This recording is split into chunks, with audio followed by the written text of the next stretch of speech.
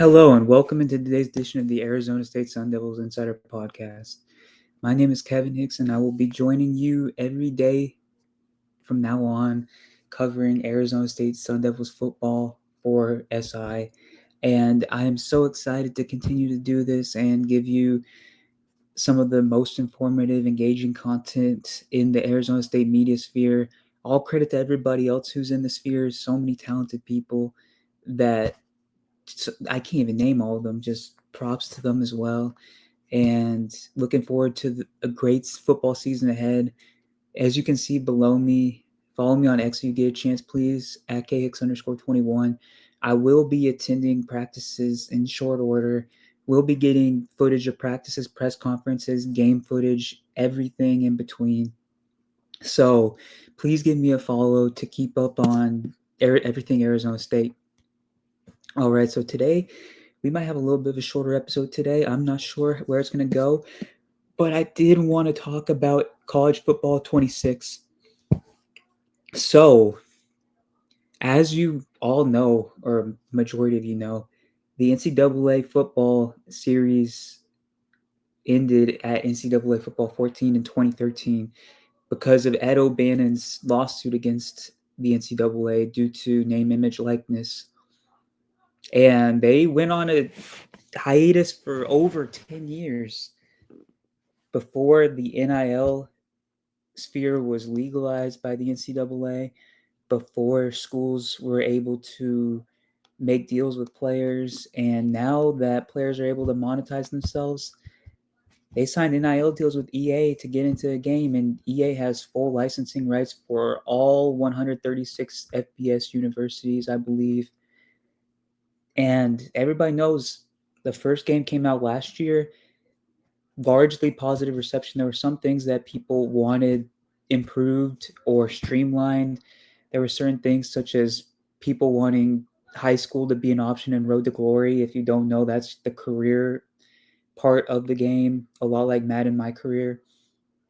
And it's gotten rave reviews for the most part, but the quirk in the NCAA or college football now, EA Sports College Football 26, is that they will be paying the member schools by how much they're utilized in game modes. So what does that mean for Arizona State? It means that they could be one of the teams that benefits the most from the game being out because they were a pretty popular team by the end of last season due to the unforeseen circumstances, the underdog narrative, Cam Scadaboo, Sam Levitt, and now Kenny Dillingham's in the game as well. There's just a lot of likable faces within the Arizona State program, for one thing. Second thing, my bad, they aren't a powerhouse, not yet at least. And a lot of people just avoid using the Ohio States and Alabamas of the world because that would be too easy to use them in a dynasty mode or even a regular online play mode. So Arizona State could very much benefit from those narratives. And also, the Sam Levitt and Jordan Tyson duo is just going to be so much fun. They haven't officially released the ratings for players in the game, but it's presumed that both of those guys will be over 90 overall. And it's always a treat to have a quarterback receiver duo in any football game that's over 90. Like, remember Patrick Mahomes and Tyreek Hill in previous Madden games? Um, Ben Roethlisberger and Antonio Brown, even. It's just a treat to have an absolute elite quarterback and elite wide receiver in a football game. And that's something that could be the case in college football 26 with Arizona State. Um, what this means for the program moving forward with the new revenue sharing rules, as we covered in the previous episode, the football team will have around 13 to 16 million dollars to spend on the roster through officially sanctioned payments from the school that are facilitated through other NIL avenues. And that evens the playing field for the Arizona State program because now they have around roughly the same amount of money to use on a roster as a University of Tennessee, as a University of Alabama. And since they have the capability of paying the players what they're worth, who's to say that Kenny Dillingham's not a selling point? Who's to say that living in Tempe is not a selling point? Who's to say that the potential to have playing time right away and to build your own legacy at Arizona State is not a selling point? There are so many things that are going right for the Sun Devil football program right now. And the revenue sharing news is great. The college football 26 payment plan arrangement is great.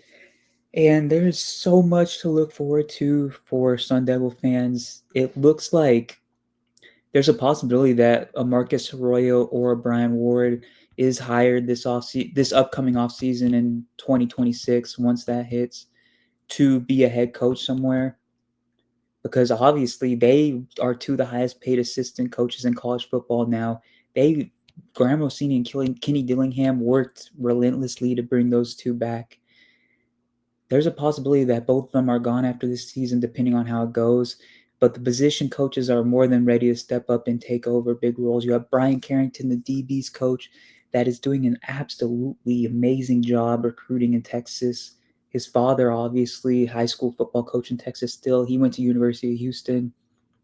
Hines Ward, he's one of the modern day models of what it means to be a receiver, what it means to play the position the right way.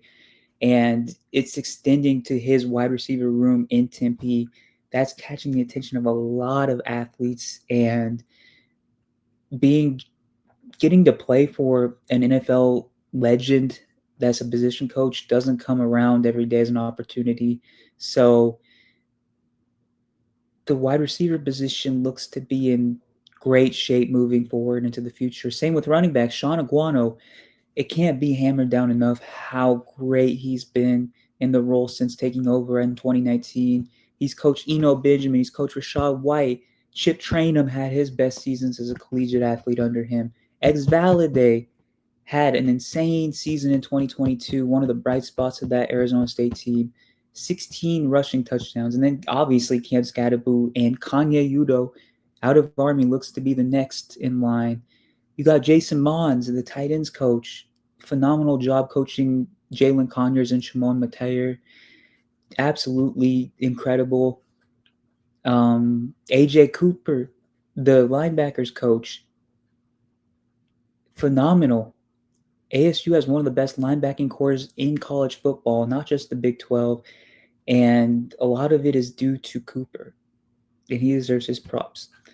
All of the position coaches, there's not one single weak link or weak spot in the coaching staff, and that absolutely extends to the bright outlook of the program moving forward, on top of the potential to even the playing field in terms of revenue sharing and getting payouts for being a popular team in college football 26. All right, that's all for today. Thank you so much for joining. Once again, my name is Kevin. I am the lead beat writer for Arizona State on SI. Follow me on X if you get a chance at khicks_21. Thank you so much for tuning in to my 8 for 8 minutes today, and see you tomorrow.